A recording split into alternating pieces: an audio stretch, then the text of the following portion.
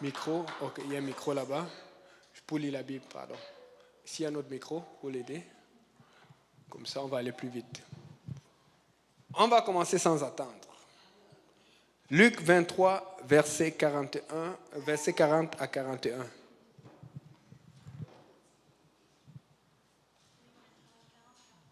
Oui, Luc 23, verset 40 à 41. Mais l'autre le reprenait et disait, « N'as-tu aucune crainte de Dieu, toi qui subis la même condamnation? Pour nous, ce n'est que justice, puisque nous recevons ce qu'ont mérité nos actes, mais celui-ci n'a rien fait de mal. »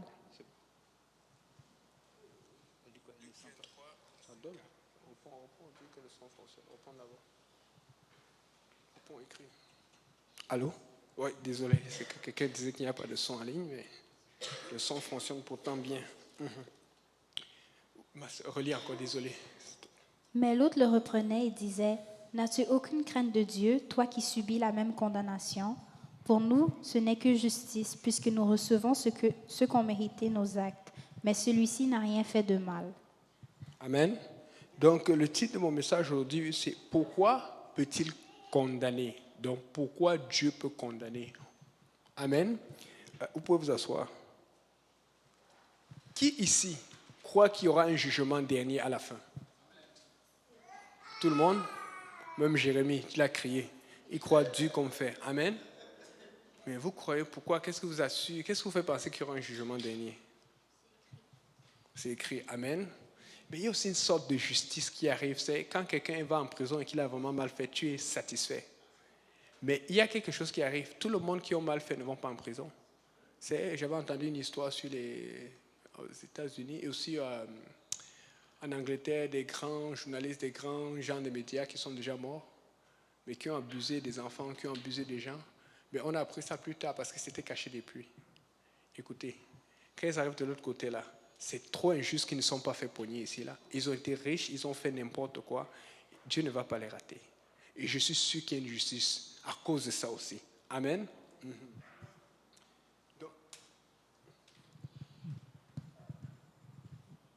Est-ce qu'il y a quelqu'un qui est allé à la cour récemment pour toute situation, cour municipale, cour de justice, pour témoigner? Personne? Personne? C'est bon, tout le monde est paisible ici. Mais tu peux aussi aller témoigner pour aider quelqu'un, ou tu peux être témoin à la cour, c'est des choses comme ça là. Amen? C'est bon, personne. Mais nous, on a déjà été à la cour. Je me rappelle la dernière fois qu'on était à la cour, c'était pendant la pandémie, c'était en 2021 ou 2020, parce qu'ils nous ont donné des tickets, parce qu'on était rassemblés. Dans le fond, on est une grande église. On avait amené personne de l'église. Tous les adhérents ou les fidèles étaient appelés à rester à la maison. Mais le problème, c'est qu'ils voulaient qu'on soit, je ne sais pas, 5 ou moins de 5, je ne me rappelle plus. Mais on ne pouvait pas, on leur explique que nous faisons du direct. Nous sommes une église de 1000 personnes avec beaucoup de services. Nous faisons le direct pour beaucoup de gens. Ça prend quelqu'un en direct, on était tous séparés. Donc on était environ 7. Donc parce qu'on a dépassé, ils ont donné un ticket à tout le monde. C'était vraiment du zèle, du n'importe quoi. Donc, comprenez, on est allé à la justice à cause qu'on voulait bien faire. Amen. On est allé à la justice. C'est-à-dire qu'on s'est séparés, les chanteurs étaient séparés, il fallait les chantres, il fallait le batteur, il fallait le pasteur pour prêcher, et puis moi j'étais en haut pour les caméras, et j'étais seul. D'habitude j'ai des jeunes coéquipiers, mais j'étais tout seul. Vous savez quoi? On est parti au tribunal, et on ne voulait pas prendre d'avocat parce que ça allait être trop cher pour rien, parce qu'après ça allait nous coûter cher, plus que le prix des tickets. Et comme on n'avait pas d'avocat, il y a comme une petite partie où le juge a dit vous aurez dû prendre un avocat parce qu'on s'est fait avoir, parce qu'on ne connaissait pas bien la loi. Si on avait réglé cette partie-là qui était un détail sur ce que le gouvernement avait dit qui n'était pas clair par rapport à cela, on aurait gagné. Mais ça aurait coûté plus cher que les tickets. C'était 1500 chaque environ. Et on a été condamnés. Mais mon Dieu, les gars, ceux qui nous ont condamnés là, on va voir si on va se faire condamner. En tout cas, s'ils se repentent. Repentez-vous. C'est la condamnation qui s'en vient. Amen. Donc, c'est pour ça que c'est une bonne... Oui. Non, ouais, mais c'est 1500 par personne, mais par famille, quand tu étais de la même famille, parce qu'il y avait des gens qui étaient de la même famille, donc fait que ça, parce qu'il y avait des règles, quand tu es de la même famille, vous pouvez rester. C'était compliqué, mais finalement, on était environ, je pense, c'est 7500. On a payé. Mais c'est correct, c'est pour le nom du Seigneur. Il y a des gens qui étaient heureux d'avoir payé parce que c'était une injustice, mais on a fait ça pour le nom de Jésus. Amen. Donc, c'est pour vous parler des types de condamnations. Il y a des bonnes condamnations, il y a des mauvaises condamnations. Ça, c'était une mauvaise condamnation, c'était une condamnation injuste. Mais on a prié pour être en règle parce que la Bible dit, Jésus nous a dit, payer à César ce qui est à César et à Dieu ce qui est à Dieu. Donc, c'est la justice, ils disent qu'il faut payer. On ne veut pas être entre eux comme les gens qui vont se plaindre et aller en route et puis enlever les soutiens-gorge pour les femmes ou enlever les habits pour les hommes pour dire qu'on est contre la... Non, on ne fait pas ça. Amen. Au contraire, nous, on va en route, on va s'habiller et on va leur montrer que nous, on est bien couverts et puis on évangélise. Amen. J'ai déjà compté aussi 2 tickets à la cour municipale pour la police. Il y avait c'était un feu rouge, et je ne l'avais pas traversé le feu rouge. Je pense que quelqu'un ils avaient confondu, qui a fait la vitesse. Et c'est tout sur nous qu'on tombe. J'étais parti avec, il y a une fois, j'étais parti avec le frère Stéphane, une fois, j'étais parti à la sœur Avia parce qu'elle était dans la voiture. Parce qu'il y avait un frère qui était aussi là, mais il n'habitait plus chez moi. Et j'ai gagné. Donc, ce n'est pas tout le temps que tu payes. Amen. Et j'ai gagné. Il y a une fois, là, celui du frère Stéphane, le juge a sorti le frère Stéphane de la salle, il m'a posé quelques questions. Après, il a fait rentrer le frère Stéphane. Une chance que j'avais dit au frère Stéphane, dis juste la vérité. Parce que les juges sont forts. Hein. Les juges sont très forts, ils sont très intelligents. Et c'était en rien, quand tu le voyais, il n'était pas un juge chrétien. Il m'aurait laminé avec un bon ticket et les points à moins si on est tombé dans le piège. Et je dis ça pourquoi? Parce que si ces juges sont aussi sages, il y a beaucoup de gens qui sont méchants, qui sont bons, qui font affaire à ces juges qui sont devant eux. Personne ne va dire qu'une condamnation ne vient pas. Quelque part, c'est Dieu qui les prépare. Parce que tous ceux qui passent à la justice, parce que quelque part, ils connaissent comment ça va fonctionner à la fin des temps. Tu ne peux pas juste dire qu'il y a une justice dans ce monde et de l'autre côté, il n'y a pas de justice. Parce qu'on n'attrape pas tout. Amen. Et parfois, on attrape tout, mais quand tu es un bon avocat ou quand tu as de l'argent, ça passe. OK. Et là, le juge, alors, il a posé une question à Stéphane. Mais en fait, Stéphane aurait dû répondre d'une certaine façon. Et je n'ai pas vu là où il a venu, parce qu'il a fait ça tellement vite. Il a fait ça tellement vite que Stéphane aurait dû me protéger. Et Stéphane a dit non, il ne connaît pas parce que celui-là, il n'a pas fait ça et tout. Et le juge a dit OK. C'est juste quand il a dit OK qu'il a parlé qu'on a compris que c'était un piège. Le juge, pour te juger, puisqu'il a l'autorité de te mettre en prison, de ne pas te mettre en prison, ou de te faire payer ou de ne pas te faire payer, lui, il attendait une certaine réponse. Même si on avait discuté que c'est fou, il allait nous donner un gros ticket. Et à la fin, je pense que j'ai dû payer seulement 100 ou moins de $100. Parce qu'il y avait quand même, j'étais un peu en vitesse, mais je n'étais pas comme le policier disait. Et puis moi, comme c'est ingénieur, je suis parti chercher les trucs sur les scanners et tout, la position pour dire qu'il m'a pris littéralement, je sortais de l'autoroute. Mais ce que j'étais content, c'est qu'on ne m'a pas enlevé les points. C'était là, on allait m'enlever 3 points, ça coûte cher, et c'est compliqué, tu attends pour... Amen. Donc il faut se défendre. Et j'ai appris beaucoup de choses. Il y a une justice. J'étais content parce que ce juge n'est pas chrétien, mais il a bien jugé. Et surtout aussi l'autre fois, il n'était pas chrétien, mais il a bien jugé. Parce que j'ai expliqué là où j'étais, on disait que j'ai pris ça là, je suis sûr que je n'avais rien fait. Amen. Donc, il y a une justice. Là, je vais vous dire à quel point les cours et les procès sont nombreux ici. Vous savez combien on est au Québec en 2023? Il y a combien de personnes d'habitants au Québec à peu près? 8 millions, c'est ça. 8 787 000, donc pas loin de 9 millions. Mais donc, dans les 8 millions, il y a beaucoup de juges, j'ai oublié de regarder le nombre, mais il y a ce qu'on appelle des problèmes en cours qui sont civils. Tu as mal parlé de quelqu'un, tu as fait quelque chose qui n'est pas bon et tout, on t'envoie en cours, on porte plainte. Alors qu'à l'église, avec le pasteur, ça se règle rapidement. On te fait prier, même la commission de Dieu, tu as le Saint-Esprit, tu dis, qu'est-ce que j'ai fait à mon frère? Mais il y a aussi ce qu'on appelle les problèmes criminels. Quelqu'un qui a tué ou qui a voulu tuer ou tentative de meurtre. Amen. Donc maintenant, étant donné qu'il y a tellement de pression dans le système, et vous avez entendu qu'il y a beaucoup de délais qui sont augmentés, parce qu'il y a beaucoup de gens qui se plaignent et qui portent des accusations à la cour. Là, regardez, en général, quand tu as un problème en 2020, le temps, je donne ça, vous savez ce qu'on appelle le délai d'audition, c'est le temps que ça prend entre quand il y a eu un rapport sur la situation et quand ça va passer en cours. En 2020, c'était environ 14 mois. C'était long. Et vous voyez au journal, ça passait. Ils ont tout fait pour baisser. Ils ont réussi à améliorer. En 2021, c'est passé à 11,7 mois. En 2022, c'est passé en 9,2 mois. Pour les criminels, c'est plus court parce qu'on veut régler. Si tu as tué ou si tu as failli tuer, il faut qu'on t'envoie vite en prison. C'était 6,7, c'est descendu à 6,5, c'est remonté un peu à 7. Mais il y a d'autres qu'on appelle accélérés parce que c'est une situation. Parfois, ce sont des riches, parfois, ça va affecter un autre procès parce qu'il y a des procès qui sont liés. Et là, ça va passer de 6,7 mois à 4,7 à 4. Ce qui veut dire que si quelqu'un porte plainte contre toi, si quelqu'un se plaint contre toi, ou si toi tu te plains contre quelqu'un, tu as au moins entre 4 et 6 mois minimum avant qu'on passe devant la cour. C'est compliqué. Beaucoup de choses peuvent se passer. Pendant ce temps, tu peux encore commettre d'autres péchés. On t'accuse encore à la cour. Vous voyez comment le système est fait. Amen. Donc, mais il y a une chose que j'ai remarquée. Quand je vous ai posé la question qui était en cours dernièrement, c'était exprès. Vous avez remarqué que personne n'a été en cours dernièrement. Donc, c'est pour les gens un problème. Et justement, nous, on a été en cours parce qu'ils ont voulu imposer une loi qui rentre dans l'Église, mais nous sommes soumis à la loi de Dieu. Et j'explique ça toujours. La loi de l'homme passe la loi de Dieu au-dessus. Mais il faut faire attention à la loi de l'homme. Par exemple, tu traverses le feu rouge, c'est un ticket. OK? Mais dans la loi des hommes aujourd'hui, selon la charte canadienne des droits et libertés, on ne peut plus prêcher contre l'homosexualité ou contre juste 2 genres. Ils disent qu'il y a un autre genre où il y a 3 ou le LGBT. Mais nous ici, on prêche toujours parce que Dieu est contre l'homosexualité. Dieu aime l'homosexuel. Dieu aime le pécheur, mais il hait le péché. Amen. Mais on prêche ici, on prêche au Schlag, on prêche partout. Le jour où ils veulent fermer, qu'ils viennent fermer. Selon la loi, tu n'as pas le droit de faire cela. Vous comprenez un peu? Donc si tu commences à mettre la loi de l'homme au-dessus de la loi de Dieu, tu es dans les trous. La loi de Dieu passe avant. Amen. Donc, là, ce qui se passe alors, c'est que maintenant, dans tous ces procès qui concernent normalement, parce que même Paul parle dans la Bible, que c'est quoi ça, cette affaire, qu'il y a même des chrétiens qui se font des procès. Et c'est vrai, il y a des chrétiens, pas des apostoliques. Amen. Nous, on ne fait pas ça ici. Il y a des chrétiens, je t'envoie en justice, tu vas voir, je t'envoie mon avocat. Alors, c'est l'argent pour aider, pour aller construire une nouvelle église, pour payer ta dîme.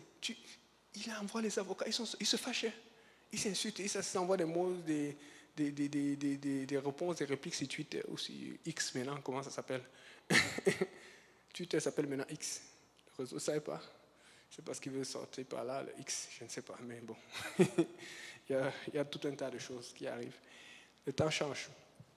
Donc, vous comprenez alors que ça concerne beaucoup de gens qui ne sont pas dans l'église. Parce que si tu sers le Seigneur, tu vas à l'église, tu cherches Dieu comme il faut. Qu'est-ce que tu vas voir avec un procès? Amen. Oui, je sais qu'il y a des situations, parfois des séparations, des trucs. Ça peut arriver parce que quand tu cherches Dieu, ta femme ne veut pas chercher Dieu. Ou quand une femme cherche Dieu, ton mari ne veut pas chercher Dieu. Des fois, ça peut aller loin. Amen. Mais ce que j'ai appris aussi, c'est que dans tous ces procès, il y a, en France, je pense que ça finit par un règlement amiable dans 85%. Au Québec, c'est en 80%. Donc, au départ, et j'ai aussi appris ça pour souvent avoir été à la cour, en fait, tu peux avoir un règlement amiable avant d'aller loin, mais chacun va envoyer ses avocats. Mais quand tout le monde a dit a beaucoup dépensé, tu vois que ça commence à devenir stressant, tu dis, bon, lui, il a donné un bon argument, elle a donné un bon argument, c'est mieux qu'on s'arrange. Donc, tous ces procès, souvent, la plupart, plus de la moitié finit à l'amiable. Mais entre-temps, les avocats ont fait beaucoup d'argent, les juges, les greffiers, tout ça là. J'ai fait ça. Et il y a des choses que tu vas faire un affidavit. Pour faire un affidavit, il faut le terme, il faut payer ça, il faut le document et tout. C'est beaucoup d'argent, ces choses. Mais nous, on n'a pas de problème parce que nous avons Jésus. Amen. Mais le problème, c'est ceci. Vous avez dit tout à l'heure que vous croyez qu'il y aura un jugement dernier. Amen. Mais la différence entre le jugement dernier et le jugement de la Cour du Québec et de la Cour de l'Ontario, des cours différentes, c'est celle-ci. C'est que devant Dieu, première chose, il n'y a pas de règlement à l'amiable. Le seul règlement que tu peux prendre à l'amiable avec Dieu, c'est ici. Seigneur, c'est dur, je n'arrive pas à faire ça, aide-moi. Et c'est là où il est patient.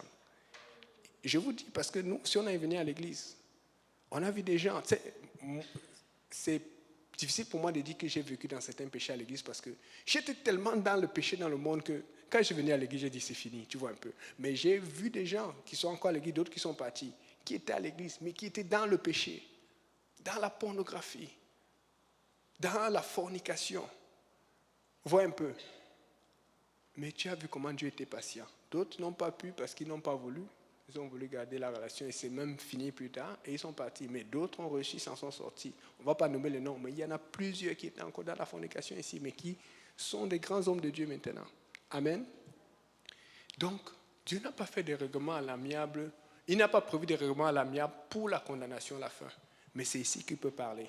Il y a aussi une chose qu'il n'y a pas au tribunal de Dieu. Il n'y a pas de délai et de report. Quand la fin du monde arrive, quand c'est le temps du jugement, tout le monde passe au trône. Ici, quand il y a le délai, il y a des gens qui profitent. Tu sais qu'aujourd'hui, quand le délai est passé, c'est pour ça qu'il diminue. Quand le délai est passé, à partir d'un certain temps, tu es capable de faire annuler le jugement contre toi. Parce qu'on ne t'a pas jugé dans un temps convenable. Donc, si jamais on va au ciel pour le tribunal et on vous dit d'avancer, tu commences à marcher doucement, il y a un ange qui va te faire voler et arriver au trône. Je suis en train de parler à quelqu'un. Ici, là, tu peux t'en sortir. Tu peux échapper à un jugement parce qu'il y a des délais, ça a traîné, il y a des problèmes, il n'y a pas assez de juges, ou c'est comment, ou des juges ont grévé, ou je ne sais pas. Mais au ciel, ça ne marche pas comme ça. Pas de règlement l'amiable, pas de délai ou de report. Amen. Maintenant, il y a autre chose qu'il n'y a pas au ciel. Il n'y a pas d'appel ou de recours. Tu sais, quand il y a un juge qui a fait, tu n'es pas content, tu appelles à une autre cour, ou tu dis, je vais aller jusqu'à la cour suprême. Quand tu es devant Dieu, tu es déjà dans la cour totale suprême. Ça veut dire que quand tu sors de là, tu sors bon ou tu sors mauvais. C'est sérieux. Et avec ce qui arrive aujourd'hui, nous savons que Dieu revient bientôt. Amen. Donc, d'une certaine façon, que tu sois chrétien ici et que tu sois non chrétien à l'extérieur, ceux qui se retrouvent à Montréal au centre-ville présentement, ceux qui sont en train de pécher quelque part, ceux qui sont au terrain de soccer, tous, quand ils sont dans un terrain de basketball, dès que l'arbitre fait un jugement, on est content. Mais il y a souvent l'arbitre va siffler et on trouve injuste, ils vont se plaindre. Ça veut dire que tout le monde cherche la justice quelque part. Si tout le monde cherche la justice à cause d'un bon ou d'un mauvais arbitrage, ça veut dire que tout le monde est au courant de ce que c'est qu'un jugement. Tout le monde est au courant de ce que c'est que la justice. Tout le monde est au courant de ce que c'est que l'injustice. Amen. Tout le monde alors sait que quand tu es dans une situation difficile, il faut que tu aies un bon avocat. Mais quand tu n'as pas les moyens, tu peux avoir un mauvais avocat. Mais nous avons un avocat auprès du Père, le Seigneur Jésus. C'est sérieux. Amen. Mais il y a autre chose. Je suis rentré dans mes souvenirs. J'aimais les films d'action. J'ai des films, tu as tué mon père, tu as tué ma mère, je veux me venger. Tu vois, il commence à prendre les armes, comme Rambo. Il met les armes partout là, il est fâché. Il met le banana. Et j'étais influençable avant. Hein. Souvent, je t'avais vu un film, j'étais content, je vais prendre le bandeau. Je fais comme Rambo. Et après, on me bagarre. Tu blesses ton frère, on dit, tu veux tuer l'enfant? Chez nous, là, on te fouette avec le pilon. Le pilon, c'est qu'on fait pour écraser le couscous, là, le foufou. Donc, mais il y a une chose qui arrivait toujours, c'est qu'il y avait des procès, des situations où on tuait un enfant, où on tuait quelqu'un. Tu commençais même à pleurer, alors que c'est le film. Hein. Il n'est pas mort. Il a juste fait semblant de mourir et il a pris son argent. Et tu étais triste. Vous voyez comment ils nous ont pris? Mais tu as vu des situations, le film, c'est ça chauffe, ça chauffe. À la fin, ils vont en cours. Et puis après, ils ont gagné. Tout le monde dit oui, même à vous sautez avec tout le monde. C'est Dieu qui a permis même ça, pour que tu saches c'est quoi la justice. Personne ne peut dire qu'ils ne connaissent pas c'est quoi un jugement. Amen. Il y a même des moments, tu vois tous les films avec les requins ou les animaux qui tuent, ou les Jurassic Park. On a croqué l'autre, on a tué l'autre. Après, l'acteur réussit, après, il sort un couteau fin. Bah! Et tu te dis, ouais! Tu es content. Ils sont forts, hein? Et nous, qu'on a des émotions ici, tu vois les gens courir, tu dis, ils sont trop émotifs. Alors que les films te portaient dans l'émotion. Amen. Je pense qu'au prochain service, quelqu'un va courir comme pas possible. Parce que les vraies émotions, c'est dans la présence de Dieu. Et c'est une émotion réelle.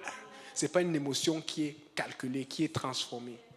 Et les choses, même bizarrement, tu vois, telle fille, elle est belle, et puis le gars, il traîne.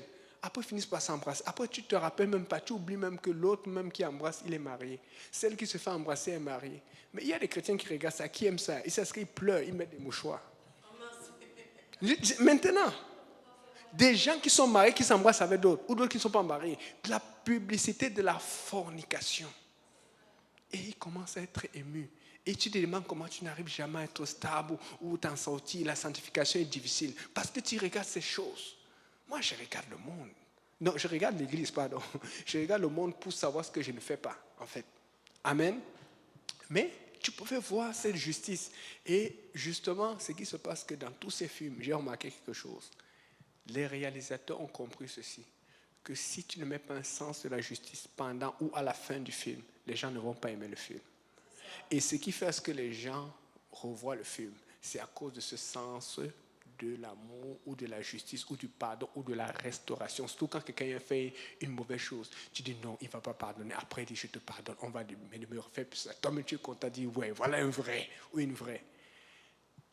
Et moi, je pense que c'est Dieu qui a permis ça, parce que si les gens ne veulent pas venir à l'église, Dieu va permettre que ces choses fonctionnent tant qu'il y a ce raisonnement de la justice, ce raisonnement de ce que c'est que la tristesse, de ce que c'est que c'est juste, c'est restauré ou ce n'est pas restauré. Pour que personne n'arrive devant Dieu et dise je ne savais pas.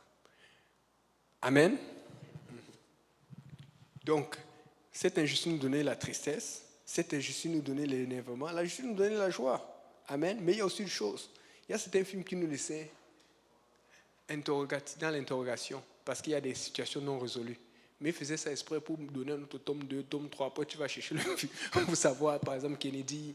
Les gens sont forts parce que leur but, c'est de vendre. Mais maintenant, voici ce que Dieu dit par rapport à tout cela. Qui vont dire, je ne savais pas. Quelqu'un peut lire Romains 2, verset 12.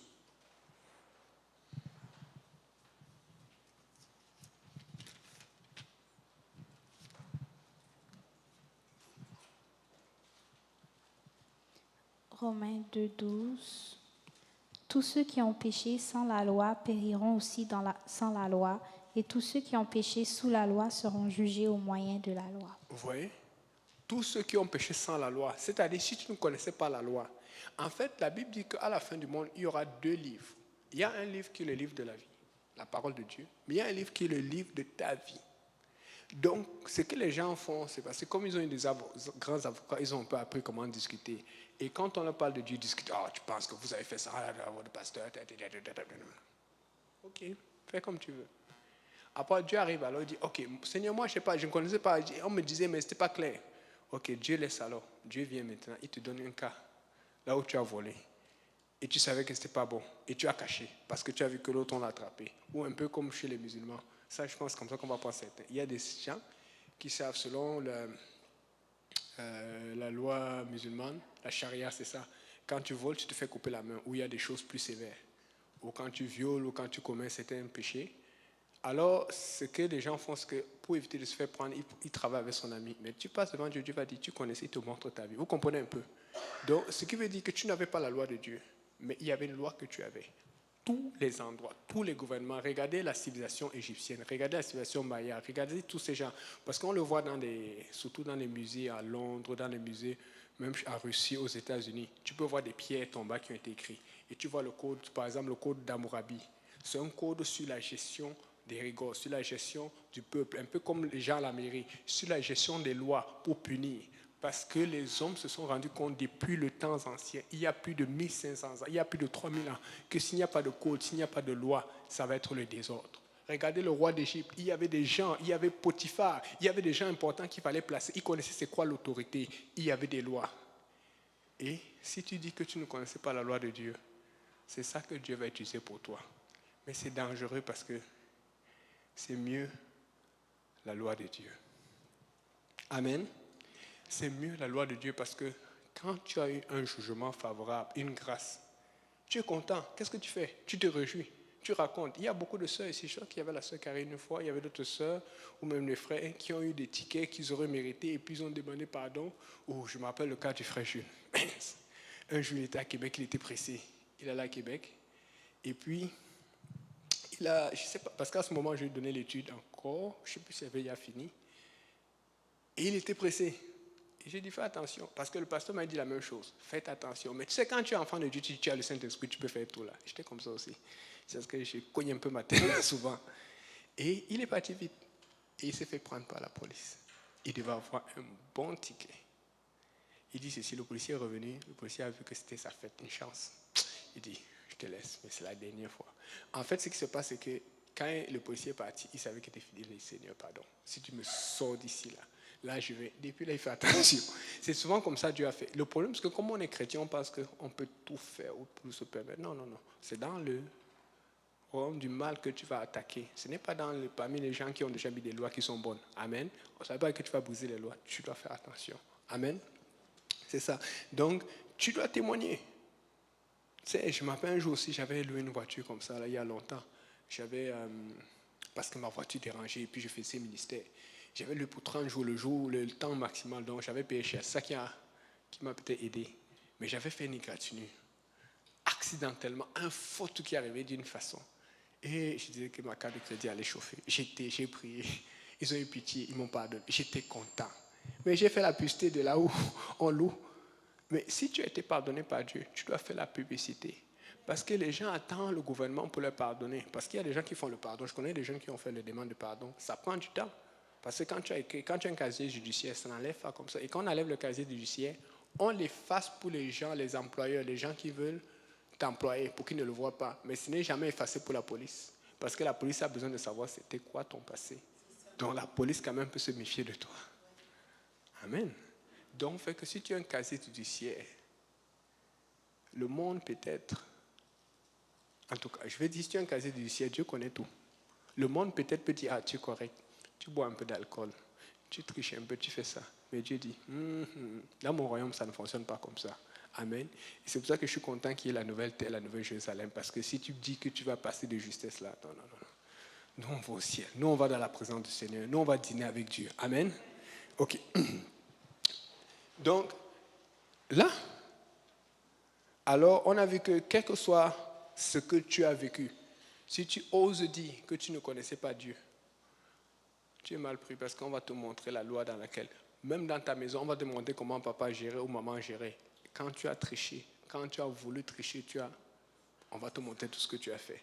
Donc, c'est plus facile de passer par le sang de Jésus-Christ. Et je me suis baptisé, je pense que j'avais 28 ou 29 ans quand je me suis fait baptiser au nom de Jésus. Le jour où le pasteur Kauzi m'a baptisé. Mais bon, j'ai commencé à être... J'étais déjà turbulent quand j'étais plus jeune, mais j'étais encore dans le cadre parental, donc fait que je faisais un peu plus attention.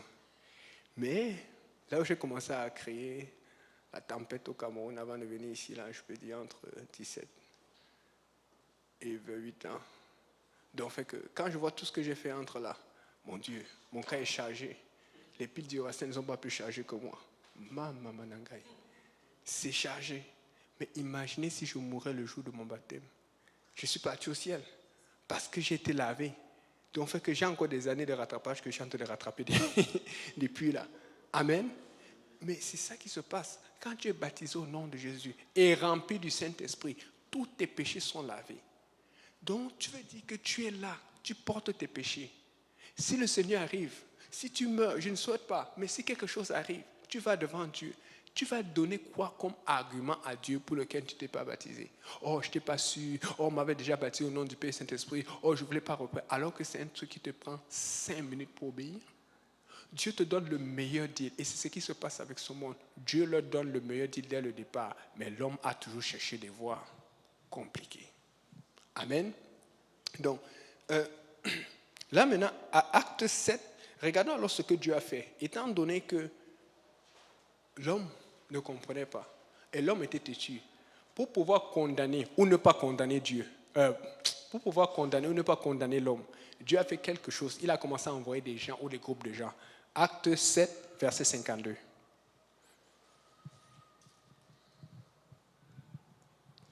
Lequel des prophètes vos pères n'ont-ils pas persécuté?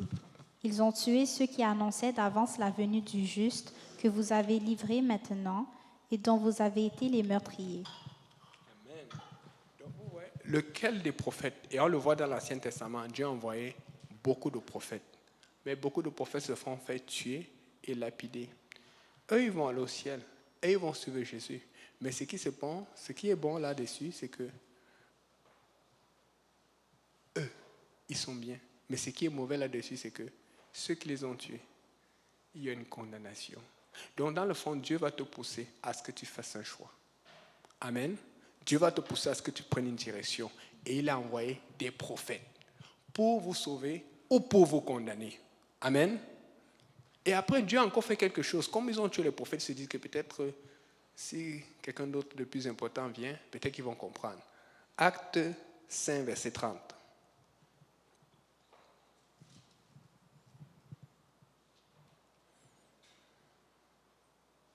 Le Dieu de nos pères a ressuscité Jésus, que vous avez tué en le pendant au bois. Et on sait que Jésus est Dieu manifesté en chair. Donc Dieu a dit, bon, j'ai envoyé mes prophètes, mes enfants, ils ont tué. Bon, moi-même, je vais y aller. Je vais prendre une chair, je vais aller leur parler. Et c'est pour ça que Dieu, là, devant lire la Bible, des fois, on ne réalise pas. Jean les appelait race de vipères. Tu vois quelqu'un, imagine tu appelles quelqu'un au travail vipère. On va te renvoyer. On va dire que tu es malade. Mais c'est comme ça que Jean les appelait. Amen. Mais Jésus parlait directement aux pharisiens aussi. Il leur parlait directement de leurs péchés. Parce qu'il est Dieu. Il est celui qui les a créés. Amen. Et donc, là maintenant, Jésus lui-même est venu. Mais ils l'ont quand même tué. Donc, fait que Dieu, pour te condamner, il est quand même mort pour tes péchés. Mais cette douleur, cette mort qu'il a ressentie, ce n'est pas juste eux qui l'ont tué. C'est toi qui l'as tué. Parce que quand tu pêches, tu es comme ceux qui ont péché. Et quand tu rejettes Jésus, tu approuves ce qu'eux, ils ont fait. Et tu ne demandes pas pardon. C'est pour ça que quand on se fait baptiser au nom de Jésus, on accepte son sacrifice pour nous. On accepte ce qu'il a fait. On reconnaît le chemin de la croix. On reconnaît le processus. On dit, Seigneur, nous acceptons ton pardon. Nous voulons le recevoir. Nous voulons être sanctifiés, lavés par ton sang. Mais quand tu rejettes cela, tu te fais condamner toi-même. Amen. Mais ce n'est pas fini. Même après être mort et ressuscité, il a encore fait quelque chose. Acte 14, verset 19.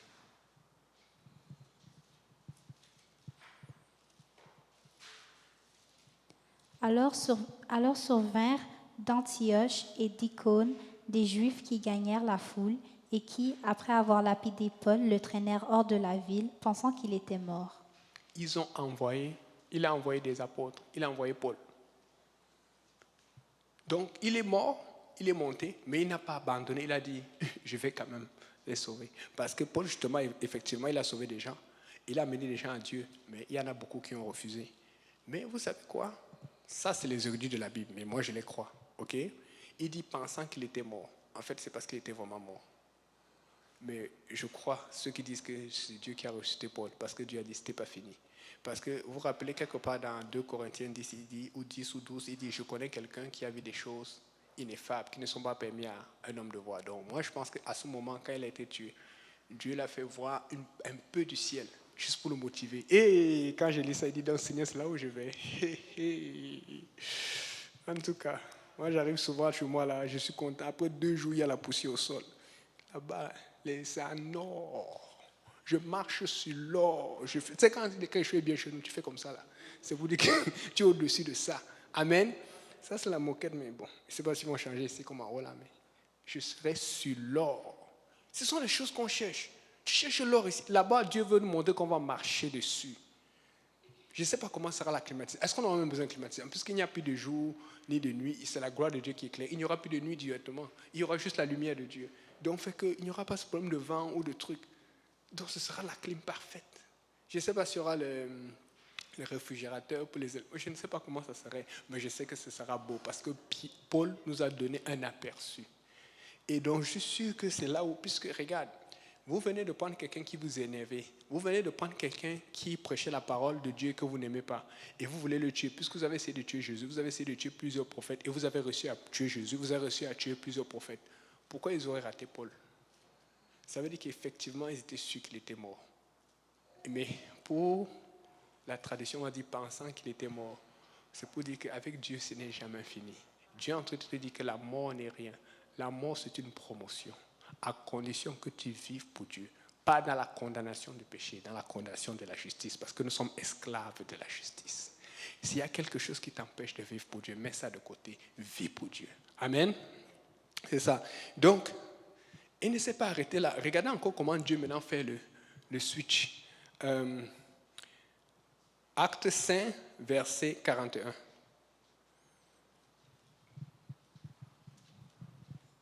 Les apôtres se retirèrent de devant le Sanhédrin, joyeux d'avoir été jugés dignes de subir des outrages pour le nom de Jésus. Amen. Et dans d'autres versions, on dit d'avoir été fouetté. Dans d'autres versions, pardon, pas versé. Amen. Donc, bon, je ne vais pas faire l'illustration, mais la bonne illustration, c'est d'amener quelqu'un et de le fouetter correctement. Moi, on m'a fouetté. Vous savez, quand j'étais têtu au pays, vous savez de quoi ma mère aimait me fouetter? Avec le tuyau à gaz. Chez nous, on fouette, Jonathan, c'est ici qu'on ne fouette pas. Chez nous, on nous a fouettés. Chez nous, on fouette. Et quand on te fouette avec le tuyau à gaz, on fouette derrière les fesses là, ça devient rouge. Ça donne les... Mais ce n'était pas tout le temps. Mais on m'a fouetté. Ça te chauffe. Ou quand la maîtresse, quand tu vas à l'école, ou le maître, tu sais comment on fouettait, non? On dit montre la main. Il y a des gens qui enlevaient la main. Quand tu enlevais, ça doublait. Donc, tu étais mieux de laisser la main. On fouettait. Et quand tu arrives à la maison, ce que le pasteur Kausi dit souvent, c'est vrai. Tu cachais ta main. Parce que si on voit ta main rouge, on dit qu'est-ce que tu as fait. Et quand tu veux que j'appelle ton professeur, hey, j'ai raconté ça, je vais raconter. C'est ma petite soeur. C'est pour ça que je suis très proche de ma petite soeur. Et un jour, elle avait fait une bêtise. Oh, la meilleure amie de ma maman, c'était la maîtresse de ma petite soeur. Et puis, maman était tellement fâchée. Je ne sais pas ce qu'elle avait fait. C'est pas vraiment une bêtise, c'est qu'elle n'avait pas bien étudié, elle n'avait pas eu un cours comme il fallait. Elle était plus jeune. Et puis alors, ce qu'elle a fait, c'est ceci, c'est que ma mère a dit à son amie que je ne vais pas signer son cahier. Parce qu'elle voulait qu'on fouette ma petite soeur et qu'on la punisse correctement. Et ma petite soeur est venue me voir. Ouais, j'ai eu pitié. J'étais dit que ouais, je vais faire comment? Et comme j'étais un trouble-fêteur, comme on dit un trouble-maker, un fauteur de trouble, j'ai imité la signature de ma mère. Ouais, c'est bon raccord, ça. Il dit, bon, mais c'est parce qu'il me prend. J'avais tellement pitié pour moi. J'ai imité, j'ai fait exactement. Mince. Et puis, là, l'étude passe, ça passe, ça passe, ça passe.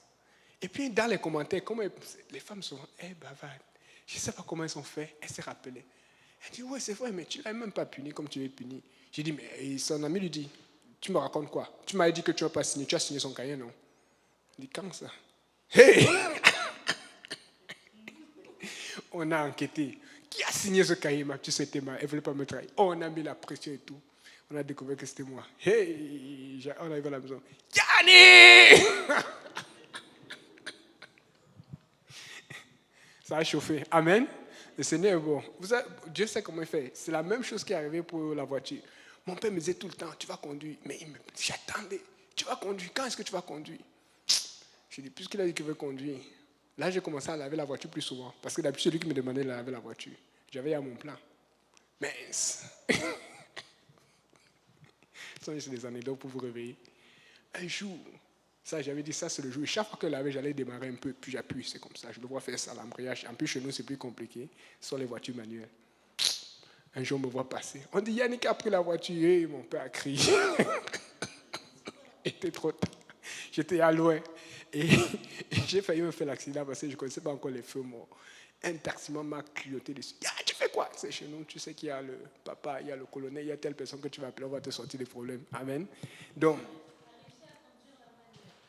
oui, vous me simplifiez. Hein? Hey. Oui, c'est très différent la manière, mais quand tu regardes constamment papa conduire, maman, tu penses que moi j'avais les yeux, j'ai regardé tout le temps, je regardais les pieds. Même maintenant, je serais plus capable parce que ça fait tellement longtemps, mais j'ai passé le temps à regarder les pieds, comment il fait, comment il passe l'embrayage et tout. J'avais tout fait. Et un jour, ce que je faisais maintenant, c'est que j'allais demander, papa, je vais laver la voiture. Il était content, il dit, wow, ça c'est mon enfant, mais il ne savait pas que j'avais un plan. Donc ce que je faisais, c'est que je vais démarrer, je recule un peu la voiture, après je regarde, j'avance un peu, boum, boum. J'ai dit, ok, c'est bon, j'apprends. Un jour, c'était le jour. J'ai pris ça. Mais après, ça m'a piégé parce qu'après, il a commencé à m'envoyer pour aller chercher les trucs pour la boutique. Il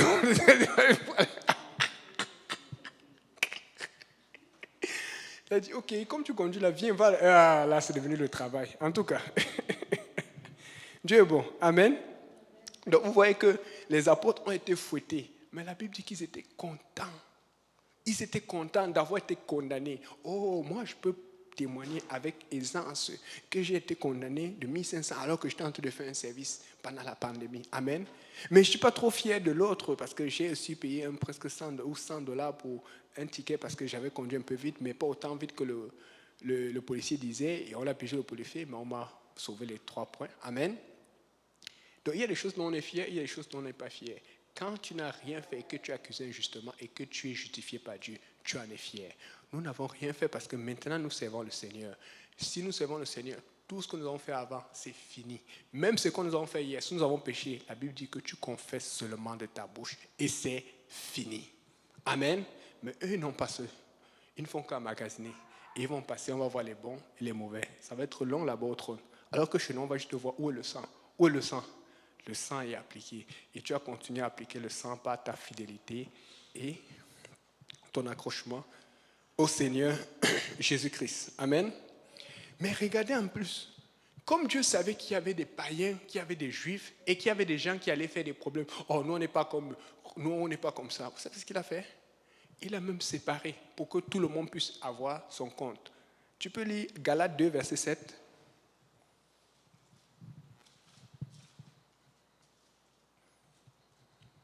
Au contraire, voyant que l'évangile m'avait été confié pour les incirconcis, comme à Pierre pour les circoncis. Voyant que l'évangile m'avait été confié pour les incirconcis, comme à Pierre pour les circoncis. Parce que vous savez que les Juifs, dans la loi juive, et c'est Dieu qui a demandé à Abraham, il fallait être circoncis. Et c'est bien, c'est sanitaire, c'est mieux pour un enfant d'être circoncis, c'est même montré par la science. Et les Juifs et les Arabes le font. Mais si tu n'es pas un circoncis, ce n'est pas un péché.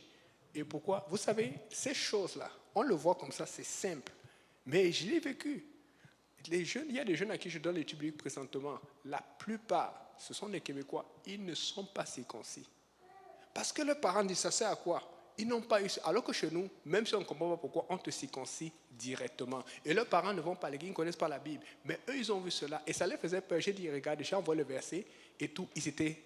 Parce que je leur ai montré que la circoncision dans le Seigneur, c'est le baptême au nom de Jésus. Donc tu peux être incirconcis et aller au ciel.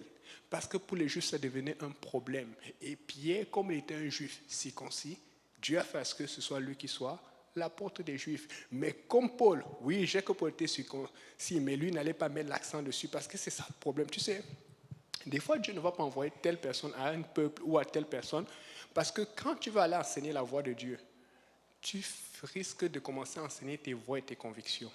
Et c'est ce que Dieu n'aime pas.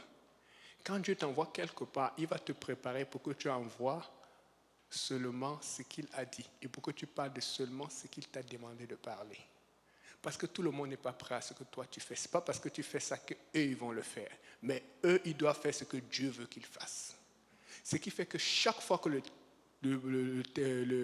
la discussion tombait sur la circoncision, je montais cela et puis je coupais court. Et aujourd'hui, on n'en parle plus. C'est fini. Mais je me rappelle un moment, c'était toujours ça. Mais pourquoi? J'ai dit, regarde, j'ai montré verset après verset. Aujourd'hui, personne ne pose plus la question là-dessus. Pourtant, la plupart, sinon je pourrais dire 90-95%, ne sont pas circoncis. Vous comprenez un peu? C'est pour ça que nous devons prêcher la parole de Dieu. Nous ne devons pas prêcher nos convictions. Nous devons prêcher la parole de Dieu. Si tu prêches sincèrement la parole de Dieu et que tu mets tes convictions de côté, tu vas voir comment Dieu va t'envoyer vers les âmes. Des fois, on veut prêcher nos convictions. Il faut faire attention. Amen. Et vous voyez comment Dieu a aimé. C'est ce que non seulement il a envoyé les prophètes, non seulement lui-même il est venu, non seulement il a envoyé Paul, mais il a envoyé Paul pour un groupe, il a envoyé Pierre pour un groupe. À qui est-ce que Dieu veut t'envoyer? À qui est-ce que Dieu est en train de te préparer? Parce que Dieu prépare tout le monde. Amen. Il y a notre ouvrage bientôt en Côte d'Ivoire. Il y a notre ouvrage bientôt au Congo. Il y a notre ouvrage bientôt au Cameroun. Il y a notre ouvrage bientôt à beaucoup d'endroits. Mais où est-ce que tu vas aller? Moi, j'attends. J'aimerais aussi aller aussi en Haïti. Mais à ce moment, c'est pas safe. Amen. Mais il faut qu'un jour on aille en Haïti avec tous les Haïtiens, pasteurs qu'on a à l'église. Maintenant, c'est rendu. Il faut qu'on fasse quelque chose. Il faut qu'on aille aider le pasteur Maotier. Donc, et aujourd'hui, Dieu a envoyé nos pasteurs. Il nous a envoyé pasteur Graham, pasteur Benji, pasteur Kauzi, pasteur William. Tous ces pasteurs, il nous a envoyés en masse. Après, il a envoyé J. Péniel. Vous savez, J. Péniel, ils sont connus partout. Beaucoup de gens connaissent J. Péniel. Et les gens savent comment les frères et les sœurs de J. Péniel s'habillent, comment ils font, c'est quoi le style de chilling. Ils aiment le monopole, ils aiment ça, ils aiment le sport. Les gens le savent, ils connaissent les détails. Et vous êtes une référence. Donc, Dieu va aussi utiliser ça pour certains jeunes qui disent que oh non, je ne peux pas faire ça ou je n'ai pas besoin de le faire. Il peut te montrer que tu peux être un jeune, aller à l'école et servir Dieu. Tu peux être un jeune, travailler à temps partiel et aller à l'église ou aller à ton groupe de jeunes. Amen. Et puis après, Dieu, après avoir envoyé tous ces gens, il veut t'envoyer toi.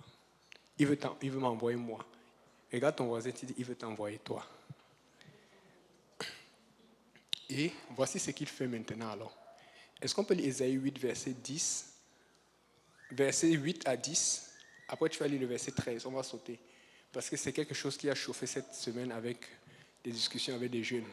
Et ils n'arrivaient pas à comprendre pourquoi Dieu parlait comme ça. Ésaïe 6, verset 8 à 10. Après, tu sautes, tu lis le verset 13. Verset 8. J'entendis la voix du Seigneur disant, « Qui enverrai-je et qui marchera pour nous ?» Je répondis, « Me voici, envoie-moi. » Verset 13. Et s'il y reste encore 1/10 des habitants, ils seront à leur tour anéantis.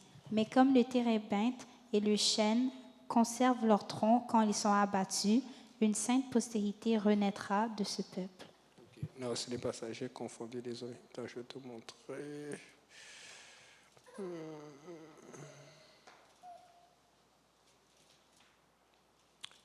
Ésaïe 6, verset 8.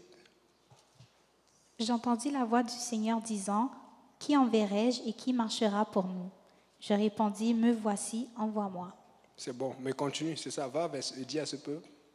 Il dit alors, « Va et dis à ce peuple, vous entendrez et vous ne comprendrez point. Vous verrez et vous ne saisirez point. Rends insensible le cœur de ce peuple, endurcis ses oreilles et bouche-lui les yeux, pour qu'il ne voie point ses yeux, n'entende point ses oreilles, ne comprenne point son cœur, ne se convertisse point et ne soit point guéri. » Ok, maintenant, lis le verset 13 maintenant. Et s'il y reste encore 1/10 des habitants, ils seront à leur tour anéantis. Mais comme le térébinthe et le chêne conservent leur tronc quand ils sont abattus, une sainte postérité renaîtra de ce peuple. Ok, donc c'était ça la question, c'est comme, on ne veut pas être condamné, personne ne veut être condamné, amen. Mais si personne ne veut être condamné, pourquoi Dieu dit alors qu'ils n'entendent point, qu'ils ne comprennent point? C'est le but, il faut comprendre, amen. C'est le but, il faut entendre, et il faut réagir, amen. Et on va lire pour avoir la réponse, on va lire Acte 28, versets 26 et 27.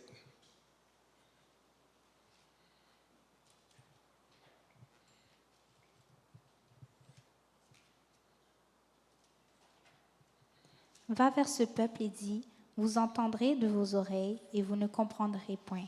Vous regarderez de vos yeux et vous ne verrez point. Car le cœur de ce peuple est devenu insensible. Car le cœur de ce peuple est devenu insensible.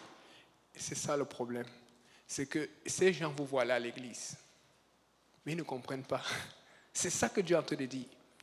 Ils vous voient vous habiller bizarrement. Nous, on sait que c'est sainement. Amen. Ils vous voient vous habiller sainement. Ils ne comprennent pas. Ils vous voient payer la dîme. Je vous dis, chaque fois que je suis au travail, on dit, ah, vous payez la dîme. Vous aussi, vous faites ça comme les autres églises. Hein. Ils ne comprennent pas parce qu'eux, il faut économiser pour aller en voyage, pour faire plus d'argent. Ils ne comprennent pas qu'il y a un pacte entre nous et Dieu. Et c'est là où vient notre prospérité, notre protection. Et c'est pour ça que vous entendrez, vous écouterez, vous entendez, vous n'écouterez pas, vous comprendrez, vous ne comprendrez pas. Amen. Mais il dit ceci, parce que le cœur est devenu insensible. C'est devenu insensible à cause de quoi? À cause du monde. À cause du péché, à cause des plaisirs, à cause de Netflix. Ça, c'est un problème. Il y a tellement de chrétiens qui ont Netflix. Il y a tellement de chrétiens qui passent le temps là-dedans. Et tu te demandes comment tu vas servir Dieu. Comment ça tire le temps. Ça tire. Des fois, tu sais, dernièrement, il y a un jeune qui est parti voir un film et tout ça. Bon, il était mal pris. Il m'a appelé. Je suis allé la lever au cinéma parce que je devais l'amener pour qu'il arrive à temps chez sa mère. Il était pris. Mais il m'a parlé du film et tout. Moi, pour voir le film, je n'ai pas besoin. Je vais seulement aller, je tape le titre. C'était Mégalodon. On me dit qu'il y a un nouveau film qui est à la mode. J'ai seulement allé taper sur Internet et j'ai regardé. J'ai vu. Il y a une discussion rapide. Et j'ai compris. Et j'ai vu, j'ai vu le truc là-dedans. C'est toujours ça. Là où il y a des requins qui vont détruire. Après, il y a un acteur qui va être fort et qui va s'en sortir. Après, on va faire oui. Mais il y a plusieurs camps qui meurent. Il y a des gens qui se font couper le bras et tout. Vous voyez un peu. C'est comme ça que je fais. Je n'ai pas besoin d'aller regarder le film. Je peux aller regarder le résumé pour savoir de quoi les gens... Parce que des fois, si tu veux parler avec eux, il ne faut pas aussi que tu sois hors norme, que tout le temps c'est la Bible, la Bible, la Bible, la Bible. Il faut connaître un peu certaines choses. Amen. Mais ça ne veut pas dire que tu vas regarder tout un film. Tu peux regarder une prédication pour avoir un message d'un pasteur. Il y a tellement de prédications à regarder. Amen. Et donc, dans ce sens, le cœur est rendu insensible à cause de Netflix, à cause de beaucoup de choses. Et des fois, les gens se frustrent. Ma situation n'avance pas, mes prières n'avancent pas, ma promesse n'avance pas. C'est parce que peut-être à cause de ce que tu regardes, tu n'es même pas capable d'aider quelqu'un qui va faire le travail de Dieu. Tu n'es pas capable d'aider quand Dieu va t'appeler. Il y a tellement de distractions. Regarde les sœurs et les frères qui sont en feu dans l'église, qu'est-ce qu'ils font? Ils ne sont pas en train de regarder Netflix. Ils ne sont pas en train de regarder. Je sais, on me dit qu'il y a des choses chrétiennes sur Netflix, mais moi je pense qu'il y a assez de choses chrétiennes sur YouTube pour avoir le temps d'aller sur Netflix. Parce que dans le fond, c'est que quand tu as Netflix, tu vas vouloir regarder aussi autre chose. Amen. Moi, j'ai lutté avec ça avant d'en finir avec le Diable Vision. Tu regardes un film, c'est un film intéressant. Après, le film commence avec une musique un peu douce. Tu vois, des personnes commencent à s'embrasser, commencent à faire des choses. Tu commences à sentir la conviction, tu dis, je regarde, je ne regarde pas. Vous savez ce que je faisais? Comme je ne voulais pas me débarrasser de ça, je fermais les yeux. Et quand ça finit. Et je ne sais pas si les producteurs font ça exprès, mais vous savez, j'attendais que quand la musique finit, je rouvre. Mais des fois, quand la musique finit, il y a encore une dernière scène qui arrive, et parfois c'est la scène la plus grave. Et c'est à rentrer dans ton corps. Vous savez, on est trop fort pour discuter. Des fois, il faut juste couper, tu vas voir la main de Dieu. Parce que Dieu veut qu'on s'approche de lui. Ce n'est pas que le pasteur tel veut t'empêcher de vivre, mais c'est que je veux m'approcher de Dieu. Et il y a des choses que Dieu n'aime pas. Il y a des choses qui te perdent le temps et qui te rendent inefficace et improductif dans la maison du Seigneur et qui vont te condamner parce que nous ne voulons pas être condamnés. Mais on a dit quoi le titre? Pourquoi peut-il nous condamner? Il peut nous condamner parce que nous faisons les choses du monde. La Bible dit que fuyez le monde et les choses de ce monde. Celui qui aime le monde, celui qui a l'amour du monde, il est inimitié contre Dieu. Amen. Et une autre explication où Jésus lui-même clarifie, il parle encore plus clairement. Matthieu 13, versets 10 à 18.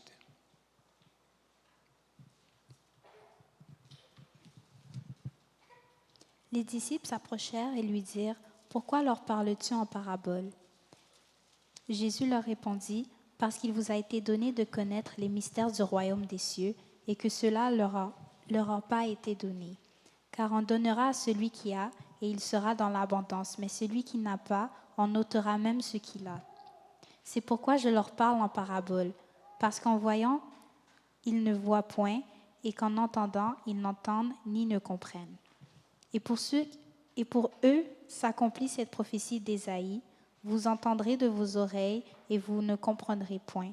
Vous regarderez de vos yeux, et vous ne verrez point, car le cœur de ce peuple est devenu insensible. Ils ont endurci leurs oreilles et ils ont fermé leurs yeux, de peur qu'ils ne voient de leurs yeux, qu'ils n'entendent de leurs oreilles, qu'ils ne comprennent de leur cœur, qu'ils ne se convertissent et que je ne les guérisse. Okay. Et il faut comprendre ceci, ce n'est pas que Dieu ne veut pas guérir. Mais le problème, c'est que si tu regardes et que tu comprends sans faire d'effort, si tu regardes et que tu maîtrises, il y a des gens qui vont aller se faire baptiser, mais qui vont être pleins de péché à l'intérieur. Voilà pourquoi Dieu laisse cette pression. Voilà pourquoi Dieu laisse expressément cette opposition qui fasse que si tu es baptisé déjà au nom du Père et du Saint-Esprit ou tu as eu un baptême, tu ne veux pas le faire. Parce que Dieu veut que le jour où tu décides de le faire, tu sais dans quoi tu t'engages.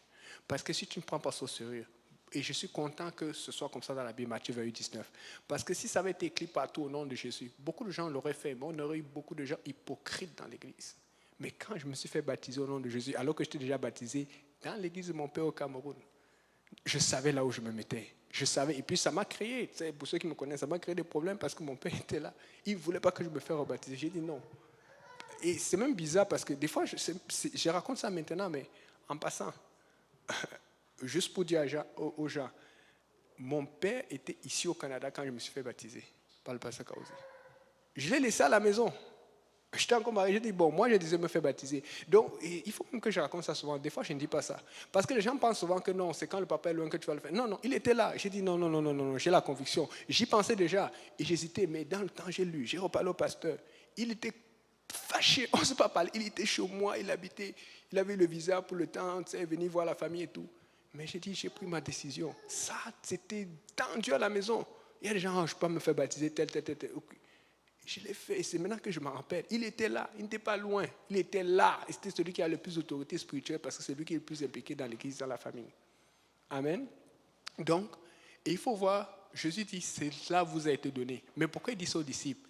Justement parce qu'ils étaient disciples de Christ, parce qu'ils suivaient Christ. Est-ce que tu es disciple de Jésus?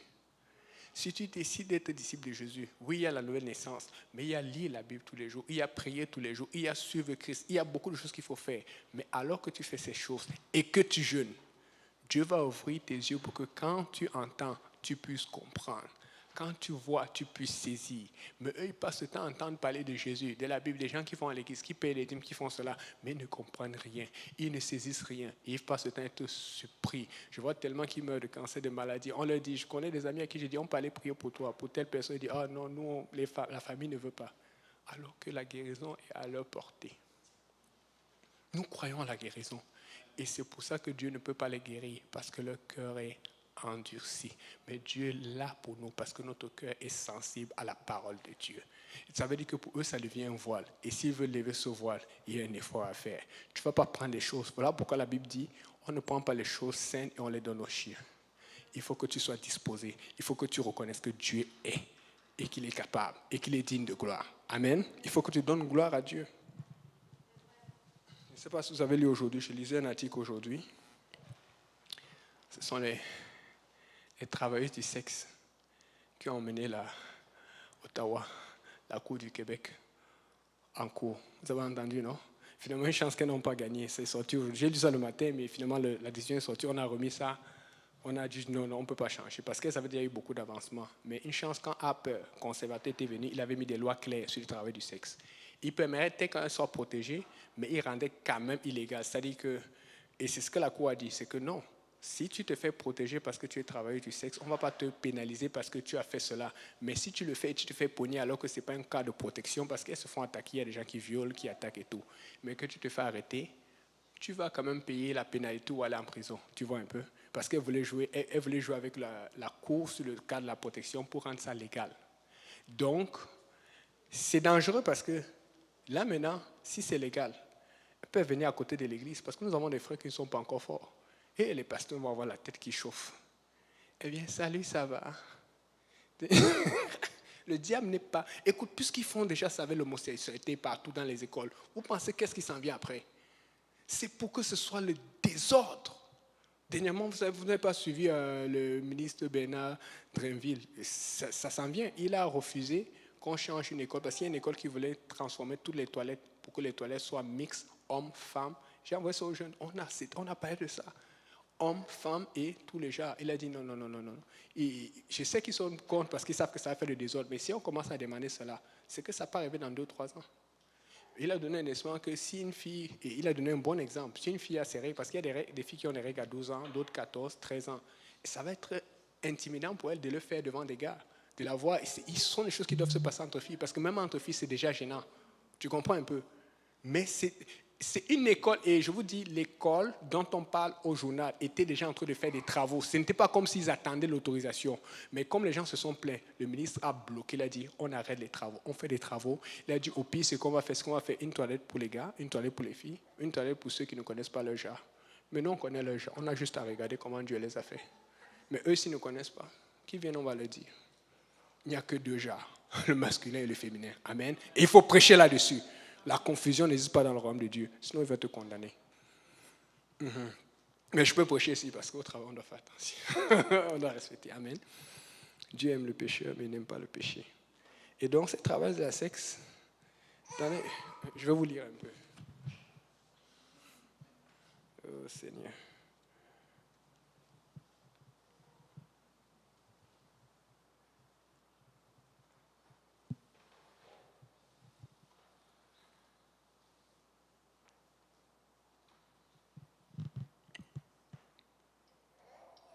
La Cour supérieure de l'Ontario n'invalide pas la nouvelle loi sur le travail du sexe. Enfin, ça c'est la bonne nouvelle. Mais le matin, ça m'inquiétait.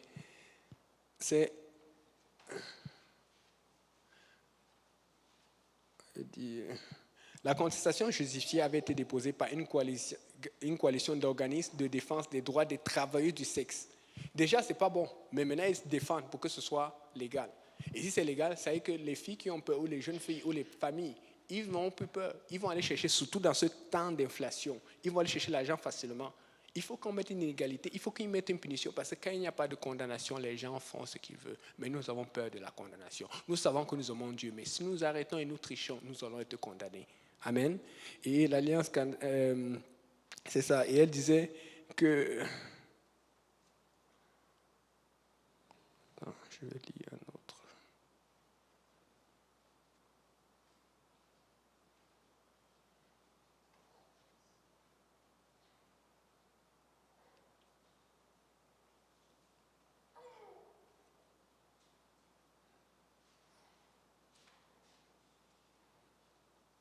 C'est lundi matin que la Cour supérieure de l'Ontario rendra sa décision.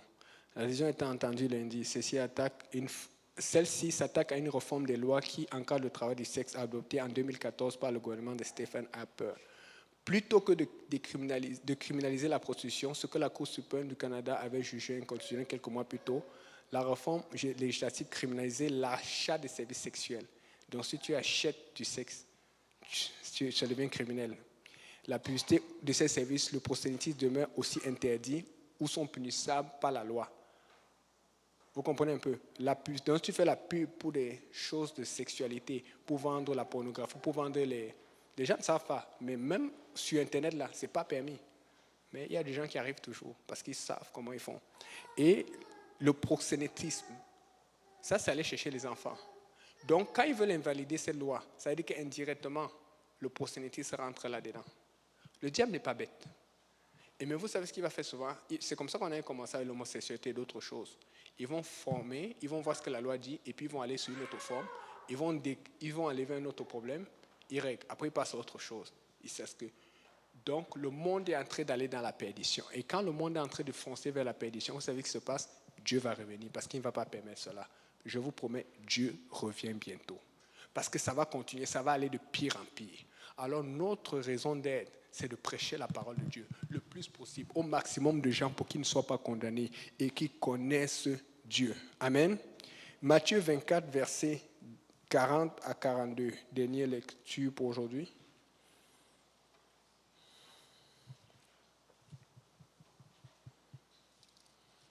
Alors, de deux hommes qui seront dans un champ, l'un sera pris et l'autre laissé. De deux femmes qui moudront la meule, l'une sera prise et l'autre laissée.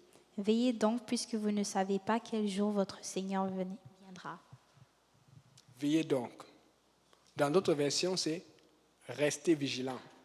Regarde ton voisin, tu dis reste vigilant. Regarde ton voisin, tu dis veille. Écoutez, qui ici a un ami qui n'est pas chrétien? Au travail ou à l'école. Amen. La Bible dit que de deux qui seront, ça dit que tu peux te trouver au travail. Et c'est obligatoire que quelqu'un soit au travail parce que quand tu es ici, là, dans un autre endroit, il fait jour. D'autres personnes sont à l'église. Même si c'est dimanche que tu es à l'église, un autre endroit, ils sont déjà le lundi. Un autre endroit, ils sont encore le samedi. Donc, tout le monde ne sera pas à l'église quand Dieu va revenir. C'est impossible. Chacun sera quelque part. Donc, si tu es en train de manger avec ton ami, si tu es en train de te promener ou de faire le sport, comme Johnny et moi, on aime bien faire le sport. Aujourd'hui, j'ai joué à un autre qui m'a laminé au tennis. Il était vraiment en feu. Mais, il sait ce que je prêche. Il connaît formellement ce que je prêche. Il sait que je suis chrétien. Il sait que je ne suis pas d'accord avec telle chose. Amen. Alors, est-ce que quand tu es avec ton ami, il sait ce que tu prêches? Est-ce que quand tu es avec ton ami, il sait qu'il n'est pas baptisé au nom de Jésus? Parce que s'il ne sait pas et qu'il est condamné, toi aussi tu ne vas pas passer. Il faut que quand tu passes du temps avec tes amis, tu finisses. Ça ne veut pas dire que maintenant tu vas aller voir tout le monde au travail, tu vas leur dire tu n'es pas baptisé, tu vas aller en enfer. Non, mais il faut que tu aies une stratégie pour y arriver. Tout le monde à mon travail sait que je suis chrétien. Il y a des choses qu'on fait, on sait que non, lui là ne l'invite même pas, surtout quand il y a le vin ou l'alcool. Il y a des choses qu'on n'a même pas besoin. On doit savoir cela. Mais quand tu es avec ton ami pourquoi? Pour pouvoir pécher comme lui ou elle. La Bible dit que de deux personnes qui sont ensemble, c'est-à-dire que quand tu es avec ton ami ou ta proche, ou ton proche, ou n'importe qui, il faut que tu t'assures que lui sache. Il faut que tu t'assures que lui ne soit pas condamné ou que lui soit condamné. Parce que si tu mets au milieu, toi aussi tu ne vas pas passer. Parce que le but, c'est que chacun veut passer. Quand il y a le feu, le premier réflexe, c'est d'abord de se sauver. Quand il y a une explosion, il y a un problème, le premier réflexe, c'est de se sauver. C'est pour ça que nous avons d'abord fait baptiser au nom de Jésus. Et puis maintenant, nous voulons que d'autres soient baptisés. Je n'ai pas vu, bon, il y a des gens qui le font, mais moi, quand je luttais, je ne parlais du baptême à personne tant que je n'étais pas baptisé. C'est quand je me suis fait baptiser et après avoir commencé l'étude avec le pasteur Kaosi que j'ai commencé à dire, mais tout le monde doit être baptisé au nom de Jésus. C'est là où j'ai pris le feu. J'avais déjà ce feu à moi parce que je vous ai dit j'étais un trouble fait, mais j'ai compris que Dieu m'avait préparé depuis longtemps. Mais les gens ont tendance à dire, oh, non, commence d'abord par toi-même. Donc, fait que quand tu es avec ton ami, fais attention. Les gens peuvent être pris, mais toi-même, tu n'es pas pris. Mais assure-toi, écoute, quand je suis avec mes amis, moi, je suis sûr que je suis pris. On vous laisse. Pas parce que tu te moques d'eux, mais parce que j'ai prêché. Parce que quand la Bible dit, quand vous parlez de Dieu, vous emmagasinez des charbons ardents sur les têtes. Et s'ils ne veulent pas ce charbon, ils doivent rendre leur cœur sensible à Dieu. Amen. On va se lever. Et je finis avec ceci. Ça m'a beaucoup touché ce que Pasteur Benji a enseigné hier. Et qui a suivi la prédication de Pasteur Benji hier? Très fort. Il a parlé de quelque chose. Allez suivre encore ça à la fin. J'étais au courant du trou noir parce que c'est abîme dans la Bible. Et c'est indiqué en grec abyssus. Donc c'est trop profond. Amen. Mais là, il dit quelque chose. Imagine que deux personnes de la même famille sont dans le trou noir. Et que la femme descend, ou c'est la fille qui descend plus vite. Parce que d'habitude, les enfants font plus que les parents. De la même façon, tu vas voir les enfants, ou nous qui sommes les enfants du pasteur Kaosi, nous sommes encore plus en feu que lui. Pourquoi? Parce que c'est la volonté de Dieu. De la même façon, dans le monde, les enfants, quand ils sont dans le péché, ils sont plus en feu dans le péché que les parents. Mais tu vois ton enfant descendre dans le trou ou souffrir en enfer. Et tu es en train de penser, qu'est-ce que j'ai fait? Toi encore, tu savais que tu étais dans le péché. Mais lui, il ne savait pas. Il est en train de te dire, qu'est-ce que tu as fait? Et il est condamné. En fait, ce que nous faisons maintenant donne à Dieu le droit de nous condamner après ou de ne pas nous condamner. Ce que nous faisons maintenant donne le droit à Dieu de condamner nos amis, nos connaissances après ou de ne pas les condamner.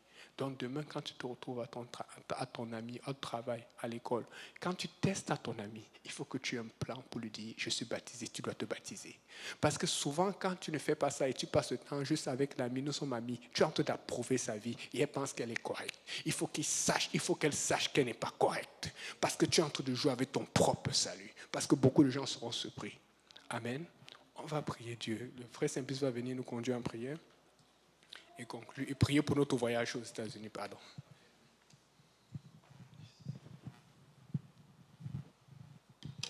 Alléluia, amen. Vous savez, dans ces 2 jours-là, il va falloir que nous gardions quelqu'un en prière. Amen. Soit un frère, soit une sœur, soit ce sont les frères qui sont allés aux États-Unis. Amen. Certains sont déjà arrivés, d'autres vont partir demain. Amen. Et nous voulons prier. Amen. Même ceux qui restent ici, amen, nous voulons prier pour eux. C'est pourquoi nous allons élever la voix. Si tu connais le nom de quelqu'un qui passe par une situation difficile, ne manque pas de citer son nom dans la prière. Amen. Et de tous nos frères et sœurs qui sont, n'est-ce pas, aux États-Unis. Amen. Donc, prions le Seigneur. Papa, nous te bénissons. Nous te disons merci, éternel Dieu de gloire, de ta présence encore, papa, que tu as manifesté au début de ce service, éternel Dieu Tout-Puissant. Nous voulons, éternel Dieu de gloire, nous ne voulons pas prendre cela pour acquis. C'est pourquoi, papa, nous venons encore, papa, devant toi. Seigneur, te dis merci pour l'enseignement. Mais merci aussi, éternel Dieu de gloire, papa, pour tous ces noms, éternel Dieu de gloire, que nous allons citer, papa, en ce moment, parce que nous croyons, Seigneur, nous avons la foi que ta main sera sur chacun d'eux, Seigneur, selon leurs besoins, Seigneur Jésus, selon nos besoins, éternel Dieu Tout-Puissant, papa. Agis encore pour la gloire de ton nom, Seigneur, ces amis qui ne sont pas encore sauvés, Seigneur, qui cherchent, papa, qui, éternel Dieu de gloire, qui sont en attente, papa, d'une parole forte, papa, dans leur cœur, éternel Dieu Tout-Puissant, papa, que tu donnes la force à nos prédications, que tu donnes la force à nos conseils, Seigneur, que tu donnes la force, papa, à notre amitié, Seigneur. Nous te prions, éternel Dieu Tout-Puissant, papa, que ta main soit sur tous ceux qui effectuent le voyage, papa, pour cette éternel Dieu de gloire, cette invitation sainte que tu fais à Saint-Louis, Seigneur Jésus, où ces hommes vont se réunir, Seigneur, pour réfléchir, planifier, Seigneur, les choses, papa, de ton Église, éternel Dieu de gloire.